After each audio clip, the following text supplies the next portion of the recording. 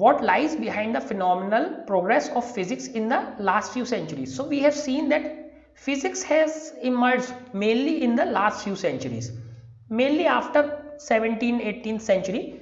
Great progress usually accompanies changes in our basic perceptions. So how do we see things?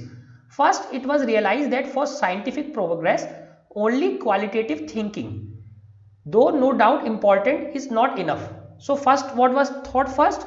First, the physics was not related to mathematical things, mathematical observation. That means it was only qualitative. What is qualitative? That suppose there is an apple on a tree. So there is an apple on a tree and this is the ground. So previously it was thought that only understanding that why does it fall on earth, that will be enough. But later we understood that it is not that how or why it will fall on earth. We have to understand what is the speed by which this will fall on earth. What will happen if we increase the distance of the tree or the apple? What would happen if we decrease the distance between earth and apple? So what would happen in those cases? So that is quantitative. So qualitative, why will it get fall on the earth? Though no doubtful it is important, but it is not enough. Quantitative measurement, so we have added quantitative measurements as well, is the central to the growth of science, especially physics. So physics is something which is far more quantitative. We measure each and everything and we say that this much change has come due to this, because the laws of nature happen to be expressible in precise mathematical equations. So what is beauty of physics is that there are mathematical equations for each and every law of physics. The second most important insight was that the basic laws of physics are universal.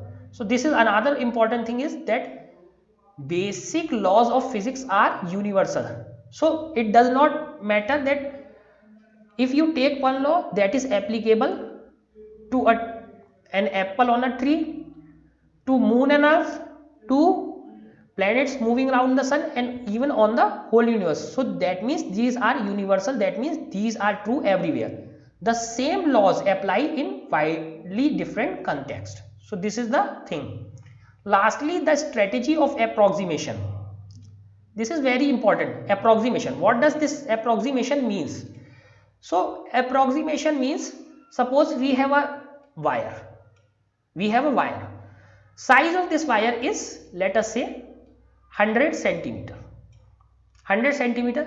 Suppose we add very little piece at the end of this wire, and this very small piece, which has a size 0.01 centimeter. Okay, so this will become 100.01 centimeter. So we have added a small piece of wire, so now it has become 100.01 centimeter. So what is approximation? We can write it as 100 centimeter as well. Why? Because that added piece is so small in comparison to this big length. That added piece was so small in comparison to this big length that we neglected. A simple example of this is, then when you go to market, and you purchase something 1 kilogram, 1 kilogram of something, anything, any fruit, let us say apples,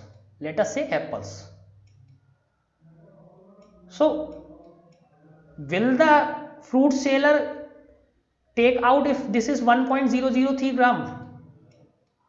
kilograms, sorry. So if this is 100, so 1 kilogram is 1000 grams. So if instead of 1000 grams, if there are 1003 grams, will he cut a piece of 3 grams from the apple? No. Why is he not cutting this 3 gram piece? Because this is negligible in comparison to that.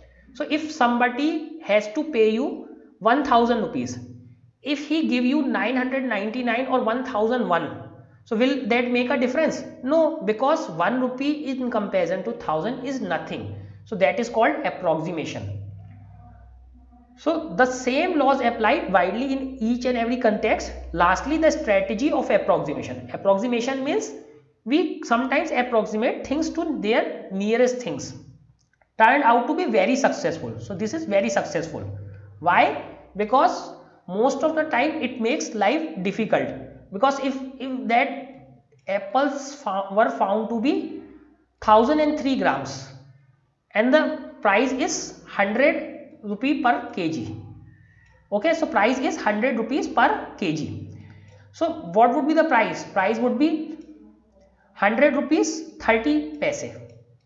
This much you have to give, but how will you get 30 paise? So this approximation makes things much easier.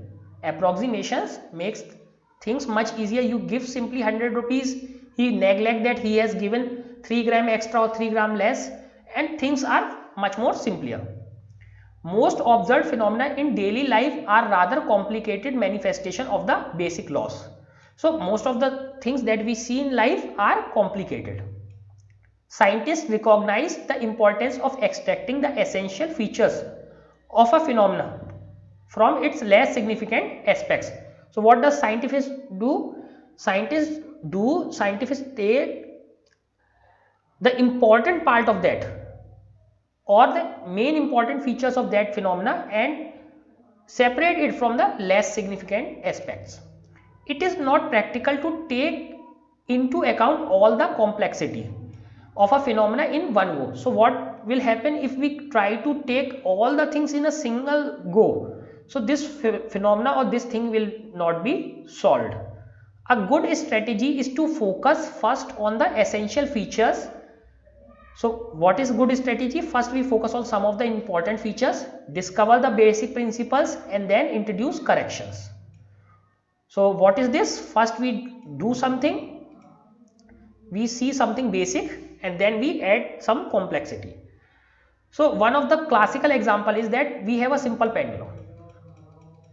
Okay, so this simple pendulums start moving, but the problem in real life is that after some time it stops. This will not keep on moving. But if we start solving the equation that why it is stopping, why it is not moving, or why it is slowing down, so we are not able to solve this problem.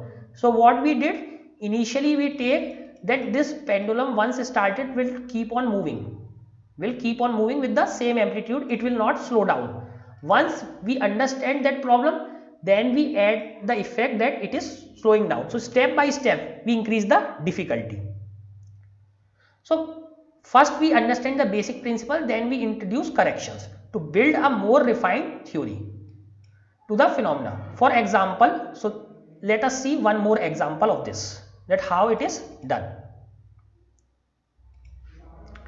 A stone and a feather dropped from the same height do not reach the ground at the same time. So that we know, if we throw one stone and one feather and drop it from the same height, so this will not touch the ground at the same time.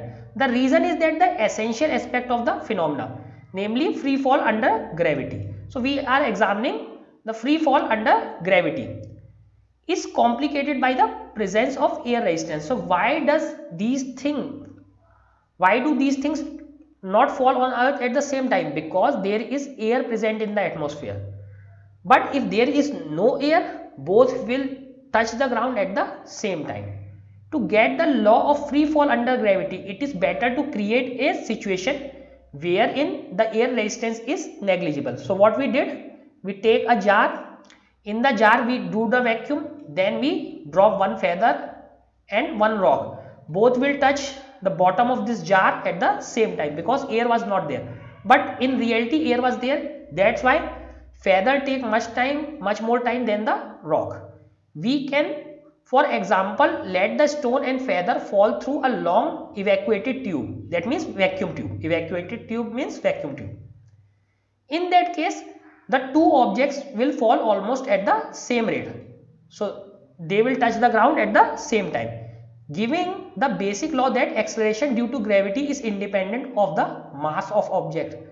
So acceleration is independent of the mass of object of the body, the gravitational acceleration. Again, what is making the problem much more complex? The air resistance. With the basic law thus found, we can go back to the feather, introduce corrections due to air resistance. Now we can add that there is some air resistance which is helping feather to come down much more slowly. Modify the existing theory and try to build a more realistic phenomena or more realistic structure. So that we did. So next is hypotheses, axioms and models.